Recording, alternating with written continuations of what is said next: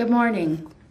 My name is Monica Ramirez, and I am the founder of Justice for Migrant Women. I am a survivor, and I am a leader who is honored to be part of this movement to end gender-based violence in all of its forms, including sexual violence.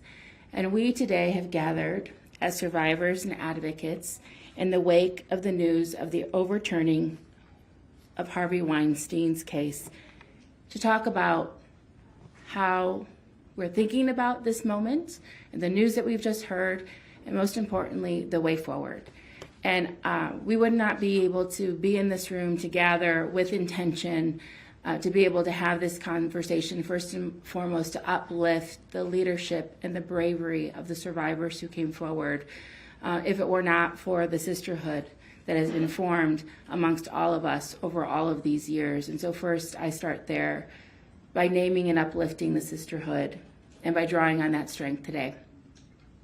It is my greatest honor to be able to be here with my sisters to be in conversation about this matter.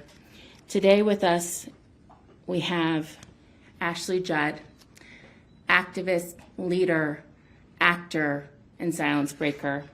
We also have Tarana Burke, founder of the MeToo movement, and Fatima Goss Graves, CEO of the National Women's Law Center.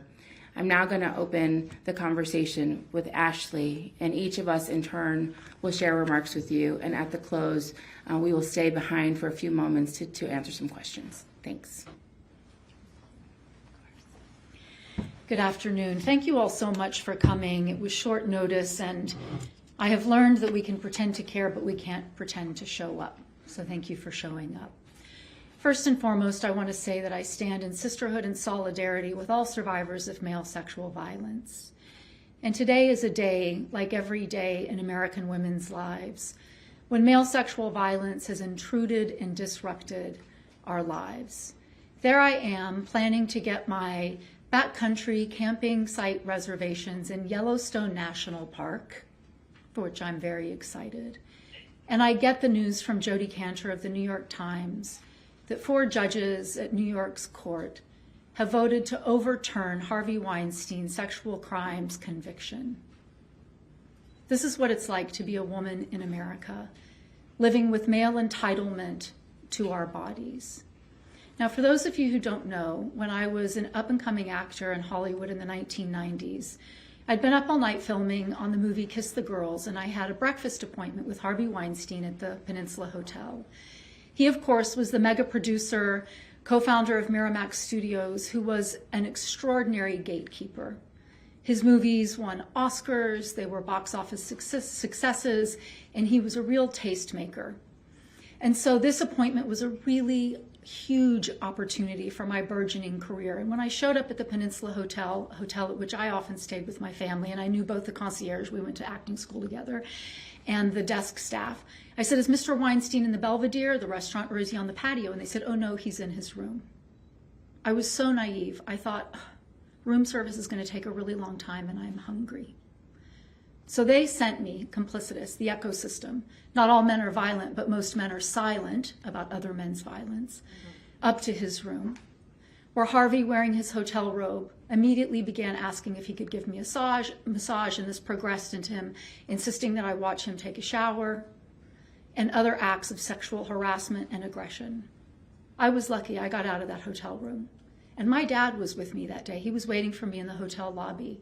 And he still says that when I came down, he could tell something devastating had just happened. I told anyone who would listen. The director on Kiss the Girls, Gary Fleeter, the screenplay writer who said there was no Attorney General of Hollywood done to whom to report this incident. But finally, of course, Jodi Kantor and Megan Twohey of the New York Times came to me through Nicholas Kristof, and I went on the record telling that story, because when survivors tell their stories, they are exercising a powerful form of leadership that sparks others to join in shared action that catalyzes change.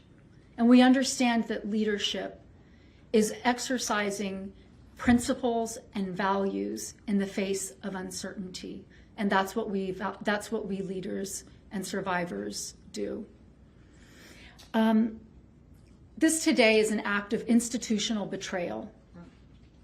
And our institutions betray survivors of male sexual violence. And we need to work within and without the systems to start having what is known as institutional courage. And you can learn more about institutional courage by looking that up. There's actually a center for it housed at Stanford University. It's based on research, it's informed by data, and these are concrete practices and actions that our institutions can take to respond to workplace harassment and male sexual violence in ways that both prevent, address, and have postvention to make sure that women and all people work in environments that are free from harassment and sexual violence. Because we have so much to offer. We need to be able to contribute without fear, without terror, of violence, of our voices being muted, our contributions being diminished, without fear of retaliation. And you know what the great poignancy is of this day, why I'm in New York City? I don't live here. I am here to be at the United Nations to advocate for Convention 190. The convention to eliminate all forms of harassment and male sexual violence in the world of work. God is interesting. And we say the world of work because harassment and sexual violence take place in a variety of settings. I wasn't on a movie set. I've been sexually harassed on many a movie set. But I was at a hotel, which was off-site. In the convention's wisdom, we use the term world of work to expand the places where this harassment and sexual violence can take place. So I want you to remember that expression, the world of work.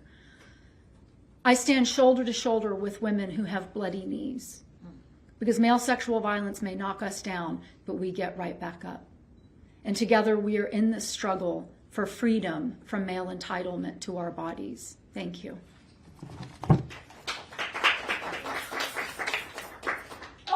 To introduce the next powerful woman? Who's going next? Oh, God. The one and only Tarana Burke. So Tarana is the founder of MeToo movement. And if you haven't had a chance to read her book, I highly encourage you to do so. She is a woman who, in the South, chose to work with girls of color who had experienced childhood sexual abuse.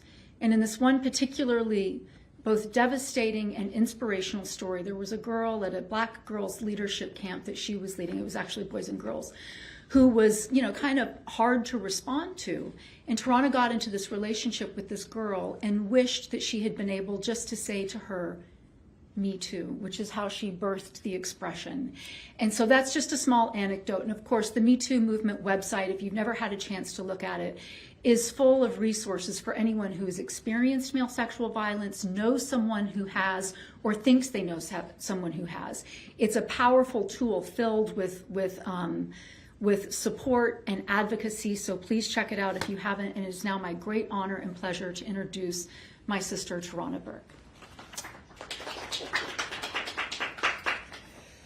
Oh, Ashley, thank you. And it's almost hard to come up and speak after you. I'm so moved. My name is Tarana Burke. I am also a survivor and founder and leader, and want to first say thank you to all of my fellow survivors and leaders in the room.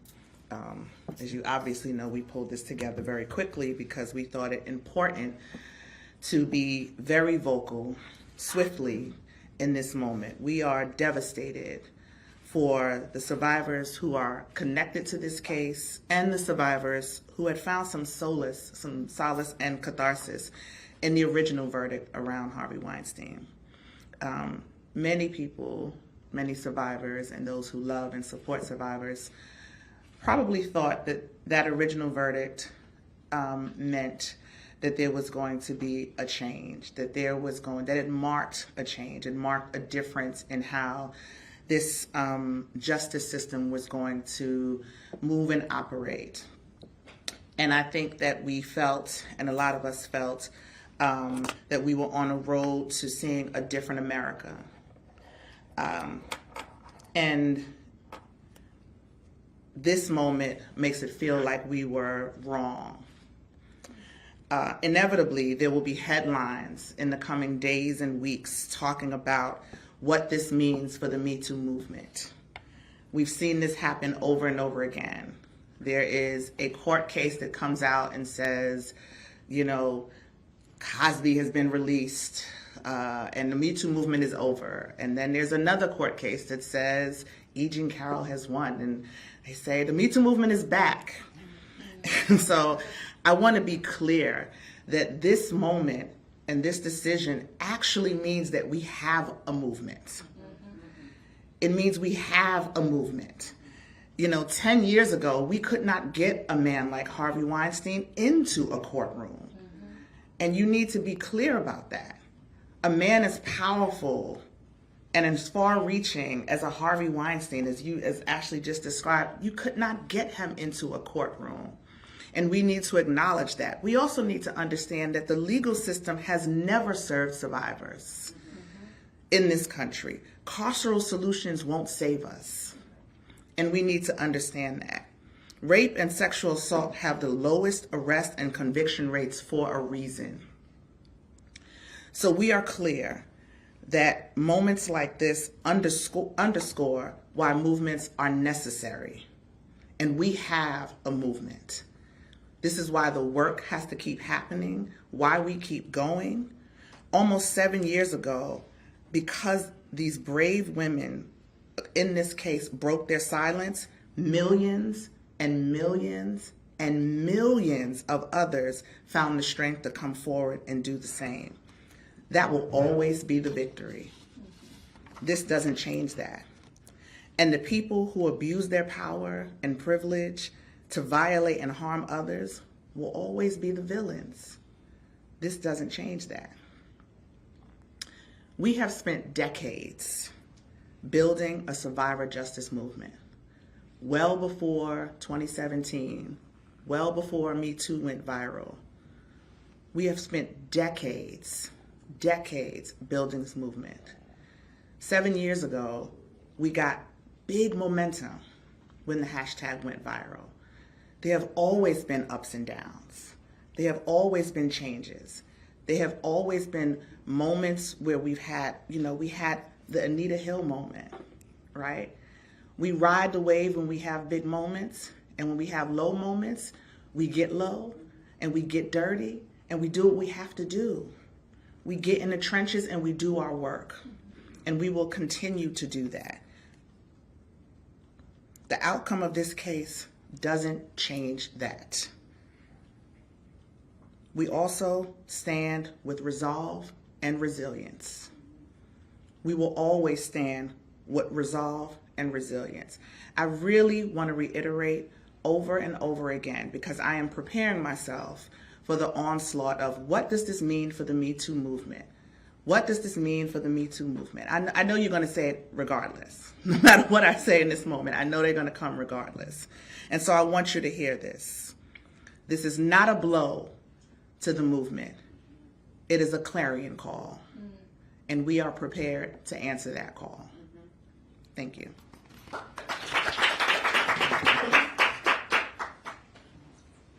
Wait, let me do my intro. Coming up next is my sister, Fatima Goss Graves, head of the National Women's Law Center, who is a stalwart in this movement. And she will have remarks. Thank you. Thank you, Tarana. And first, thank you, Monica. It is special that we are all here today for C-190. That's why we are all gathered. But it does feel more than a little special that we're here. I'm Fatima Goss Graves. I'm president and CEO of the National Women's Law Center, and I'm also a co-founder of the Time's Up Legal Defense Fund, which the National Women's Law Center runs. We founded it in 2018, just 4 months after the New York Times broke the story of Harvey Weinstein's decades-long abuse. I want to begin with deep gratitude to Ashley and to all silence breakers. I'm not sure people understand what it is like to have to share your experience and not know how it will be received by the public or by our courts, which often fail us. And my thought to them today is to remind them that they are now not alone. There are advocates around this country, in and out of institutions, who have been guided by them and following them and holding them up, whether they know it or not. And that included folks on this jury that heard their hearing counts of abuse in 2019 and believed them. And so did millions of people around this country who were not in that courtroom. So I don't think those folks feel bound in their beliefs by the decision. And today's decision does not erase the truth of what happened. It doesn't alter the reality that Weinstein is a serial sexual abuser who exploited his power for decades. It doesn't alter the reality that he has now also been convicted in 2022 in Los Angeles and is sentenced to 16 years in prison there. And so I want to name, for all the people who are quick to jump as the great Tarana Burke name to make assessments about the power and the reach of this movement, it is a reminder to me today that survivors who often still are in the margins with fine print and loopholes getting in the way of what looks like justice and healing for them, it's a reminder that sexual harassment and abuse remains pervasive and that people who come forward, they often experience retaliation. And they know that is built in, and they come forward anyway. It is a reminder that harassment and abuse happens across industries, across this country, across this globe. And it is a reminder that survivors who speak up must be shielded. Yes. They must be shielded from this retaliation.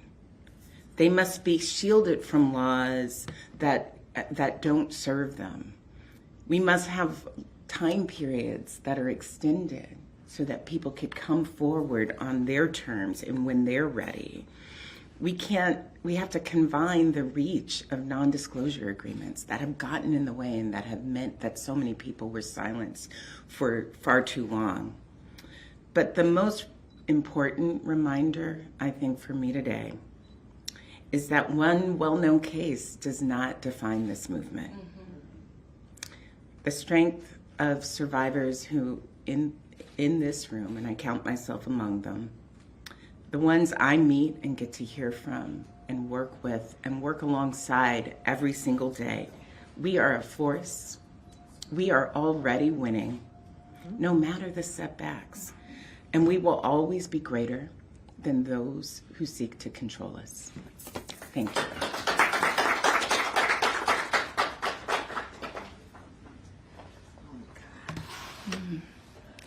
So I think most of you in the room know we had something like an hour to pull this gathering together, and I didn't have any time to prepare remarks, and we were all gathering ourselves. But I think that speaks to the moment, because we cannot be prepared for something like what the news that we received today. And much to Ashley's point, it is in these moments when we are kind of caught off guard, when we receive unexpected news that we thought we would never wanted to hear, that we have to decide, what do we do with it? And where do we go with it? And I'm so grateful for these sisters and for all of you, because where we go is to community. We find each other.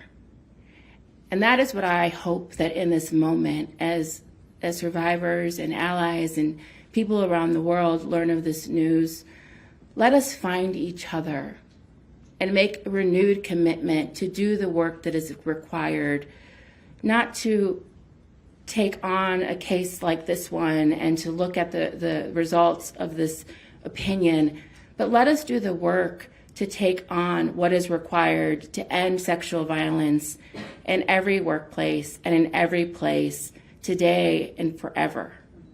That is what we have to focus on, is the way forward and the way that we're going to finally end this problem, and along the way provide the supports that are needed to those of us who survive every single day. And, you know, I came into community with Ashley and with Tarana, and Fatima and I were already in community. We got closer because I wrote the letter, the Dear Sisters letter, on behalf of the 700,000 farm worker women who heard the stories, who heard Ashley and who heard others who were sharing their truths and their pain. And in that moment, as society was responding and reacting and people were making judgment calls and decisions, in my community, the farm worker community, we were able to listen, to take it into our hearts, and to say that what is needed right now is for us to say, we see you, we hear you, we love you, and we will be with you. And that is the call today. To all the survivors who have come forward, who have received this news today, we love you, we see you, we believe you, and we will continue to be with you. And to all of the survivors who are watching this press conference or who might hear about the press conference after today, know that we will be with you along this journey, and that none of us here are going to stop until we are all free and safe. And as we walk across the street to the United Nations for the event that was planned and is planned for today, on the upcoming anniversary of Convention 190, declaring that the world of work be free of gender-based violence and harassment, this is our opportunity to show the world that we mean it, and that we will make sure that every single person, every working person, will be able to work with dignity and free of violence, and that our movement isn't just about the world of work, but it is about every place. And we call you to join us as we continue to grow and fortify this movement. Thank you.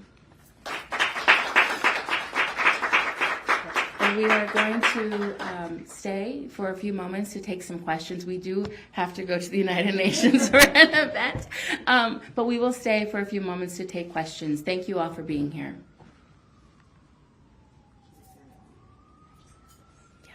Yeah. If you have questions, please feel free to raise your hand. Go ahead. Are you concerned that today's decision in New York may affect Weinstein's conviction in Los Angeles? What's your outlet, please? Sorry, Reuters.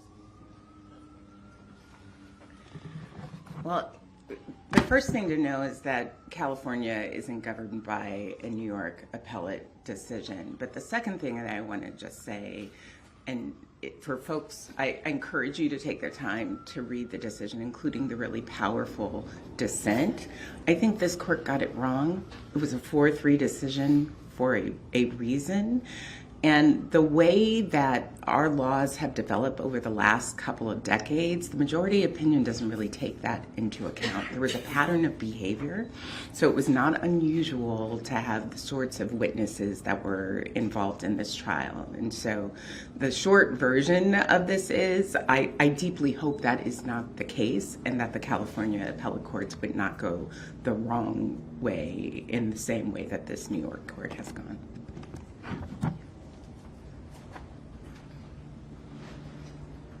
Also a question for Fatima. Could you- From New York One. If you wouldn't mind going to the mic as well, sorry. Wondering, regarding New York's laws, what can the state legislature do? Do you think that there's movement, or there should be movement by the legislature? Should a new statute be created? Obviously, because this, or from those that I've spoken to, say it's because New York's law is very narrow. So can you talk a little bit about that, and whether or not you will be appealing the state legislature for a change there? So first, I think most people are going to be wondering whether the district attorney will actually continue to move forward in that, and it sounds like they haven't made that decision yet under existing law. And I really encourage people to sort of take a beat and think about whether or not this was a misapplication or whether or not there was a problem actually with New York laws. But the thing that I will say about it is that over the last decades, it has been pretty clear that it has taken time for courts to understand the nature of sexual violence. The old myths and ideas that people have that most sexual violence is some sort of stranger rape in an alley, right, versus what is far more likely.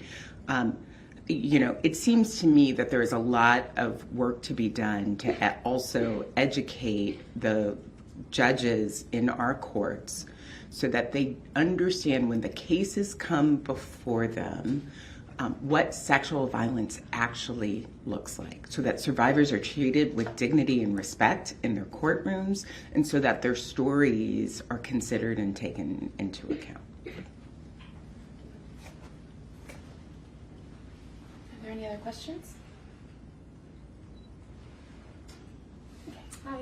Your name and outlet? Yes, Aisha, co-founder and co-executive director of Feminist, and our audience really requires and desires a lot of action. So my question to you all is, what would you say would be some calls to action right now? Yeah, I think this is a great time. When we say that this is not a moment to say that the Me Too movement is dead and things like that, this is a moment for people to join in that, right? I think one of the biggest sort of missteps that we've made is people sit on the sidelines and watch.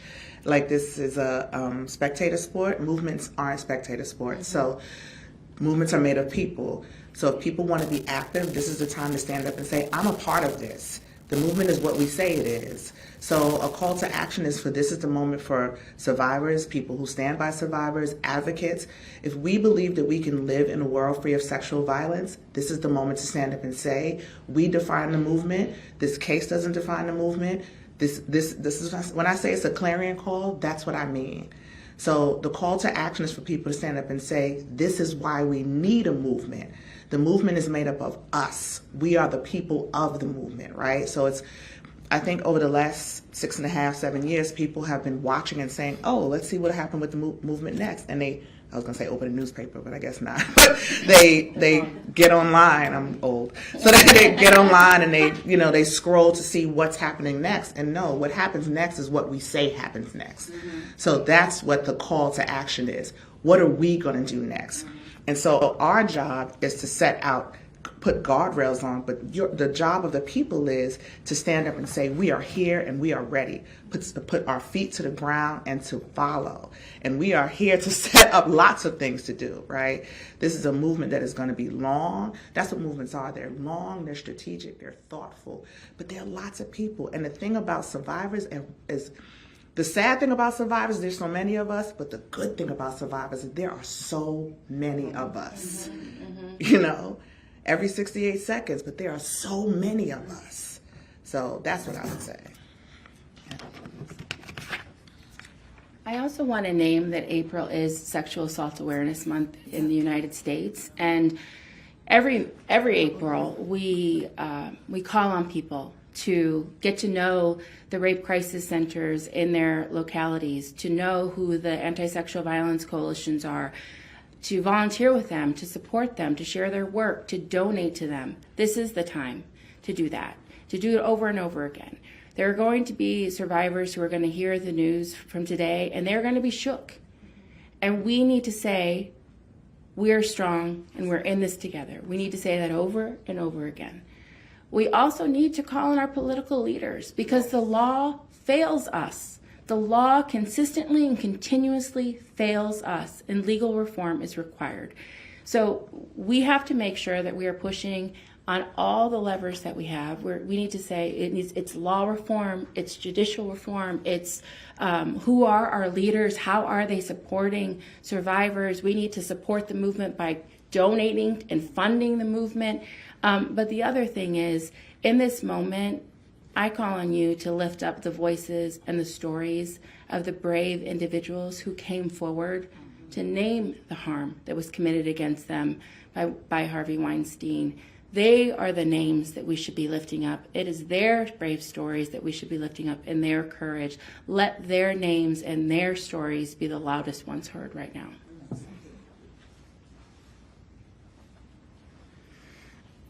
I really validate what my sisters have shared and would just add a couple of things that folks can look at and watch. The language that we use matters, and it's been very helpful for me to reflect on and interrogate what I say and how I say it. And I credit Jackson Katz, who's a masculinity scholar, with challenging me in this department. So, for example, I would say, she was raped or I was raped, and he would say, a man raped you. From whence does this violence come? And did I have the courage to be someone who was willing to hold a violent man accountable for his male sexual violence? It's uncomfortable. And I have started to do that. And so Jackson Katz has a TED Talk. I would ask everyone to watch it, where he literally does a little diagramming, just like in 6th grade English, on a whiteboard, and shows how we make the woman responsible for this act of male sexual aggression against her. And then Misrepresentation is doing a weekly podcast at the moment on healthy masculinities. Ted Bunch, A Call to Men. How can men modify their behavior so that they don't become perpetrators? Because we invite them to grow with us as we heal. And also, we have to look at the role of violent misogynistic pornography in this. And everyone should take a look at Culture Reframed, which is founded by Dr. Gail Dines, who's a very courageous pornography scholar. And look at the article that Peggy Orenstein just published in the New York Times about how what we call choking, but is really strangulation and asphyxiation, has migrated from pornography into teen sex. So these things all play a role in male sexual violence. 1 out of 3 college women in their last sexual experience, not over their careers, were asphyxiated by their male partner. And this has become so normalized that we don't interrogate it. And so check out these resources and know that this is no longer the up with which we are willing to put. Thank you.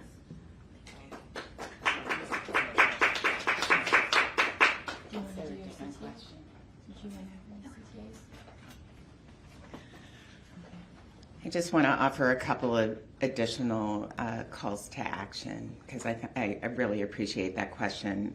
The one I want to say, we run the Time's Up Legal Defense Fund. I am really clear that every time something happens, really good or bad, that we hear from more and more survivors. So that reminds me that they're not deterred by any single case, but it also reminds me that it is our job to meet that need. So for survivors who are looking for legal support, I hope they will find us at the Time's Up Legal Defense Fund. The second thing is there are a range of policy forms that would make a difference right now in the world of work. And there is a bill in Congress called the Be Heard bill that would make a huge difference for survivors, so that no matter where you work, no matter what your job, you were covered, so that many of the practices that make it easier for employers to look the other way rather than solve the problem of violence would be stopped. And so I hope people will take a look at that bill and call on their policymakers to move forward with it. Thank you. Thank you. Last thing, and we are going to wrap up so we can get close to the UN. For any survivors out there, MeToo International, our organization, has on our website Survivor Sanctuary. So the one thing we know in moments like this, survivors will be triggered. Across the country, across the world, this is not going to be a great day for survivors who are waking up to this news. All of our phones have been going off all morning. So on our website, MeTooMVMT.org, there is Survivor Sanctuary. It is a self-guided tool that the survivors can use to take yourself through some healing practices. We encourage survivors to find healing support. There's also a healing resource library, but we encourage you today to be gentle with yourself.